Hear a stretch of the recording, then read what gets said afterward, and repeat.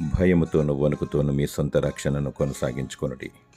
ఫిలిప్పీలకు రాసిన పత్రిక 2:12 మీరు విశ్వాసం ద్వారా కృపచేతనే రక్షింపబడి ఉన్నారు. ఇది మీ వలన కలిగినది కాదు, దేవుని వరమే. ఇంత గొప్ప రక్షణను మనం నిర్లక్ష్యం చేసిన ఎడల ఎలాగో తప్పించుకుందాము?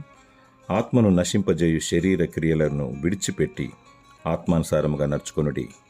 వాక్యం ద్వారా విశ్వాసం, విశ్వాసం ద్వారా రక్షణ, రక్షణ ద్వారా నిరీక్షణ, నిరీక్షణ ద్వారా నిత్య జీవము, పరలోకపు నిత్య రాజ్యమును పొందుటకు భయముతోనూ వణుకుతోనూ విశ్వాస జీవితాన్ని సాగించాలి. ప్రాణాత్మ దేహములను నరకంలో పడవేయు వానికే భయపడాలి. ప్రభు రాకడ కొరకు సిద్ధపాటు కలిగి ఉండాలి. కన్నీటితో ప్రార్థించాలి. దేవుడు నిన్ను తన ప్రణాళికలు వర్ధిల్ల చేయునుగాక. ఆమేన్.